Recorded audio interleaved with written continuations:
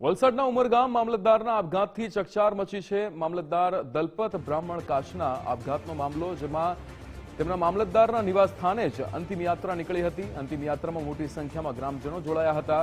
MLA રમણ Patkar, MLA Arvind Patel અંતિમ યાત્રામાં જોડાયા હતા। જિલ્લા કલેક્ટર ભવ્ય શર્મા સહિતના અધિકારીઓ જોડાયા હતા। રાજકીય અગ્રણી અને અધિકારીઓએ શ્રદ્ધાંજલિ પાઠવી હતી।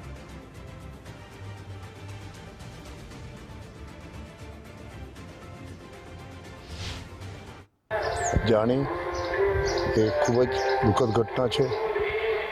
એમના જીવનની અંદર આ એવો વિચાર, ભક્તિભાવ જીવન હોય ત્યારે એવો વિચાર કેમ આવ્યો એ પણ અમને સમજાતું નથી। અને એટલા માટે આજે અમારી વચ્ચે રહ્યા નથી દલપતભાઈ પટેલ, ભગવાનના ચરણે ચાલી ગયા છે અને શોકાંજલિ અર્પણ કરતા ભાભીનું શોકાંજલિ અર્પણ કરીએ છીએ। ઉમરગામ મામલતદાર દલપત બ્રહ્મક્ષત્રિયનો આપઘાતનો કેસ, જેમાં ઉમરગામ નગરપાલિકામાં વહીવટદાર તરીકે ફરજ નિભાવતા હતા। આત્મહત્યાનું ચોક્કસ કોઈ કારણ હજુ સુધી સામે આવ્યું નથી। આત્મહત્યા પાછળ રાજકીય દબાણ હોવાની પણ ચર્ચાઓ તેજ થઈ છે। દેહરી ગામમાં 1400 મતદારોના નામ ગાયબ થવા મુદ્દે વિવાદ થયો હતો। સોમવારે મામલતદાર કચેરીમાં હાઈ વોલ્ટેજ ડ્રામા સર્જાયો હતો। અપક્ષ ઉમેદવારનું ફોર્મ રદ કરવા રાજકીય દબાણ હોવાની પણ ચર્ચા શરૂ થઈ છે।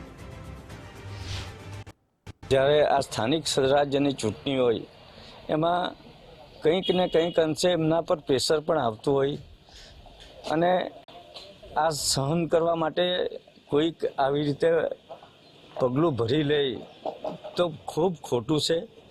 અને એમણે હિંમત રાખવી જોઈતી હતી કે એમના વડા અધિકારીઓનું માર્ગદર્શન કે તેમના પર છોડી દેવું જોઈતું હતું, પરંતુ આ પગલું એમના માટે અને પરિવાર માટે પણ ખૂબ આઘાતજનક છે।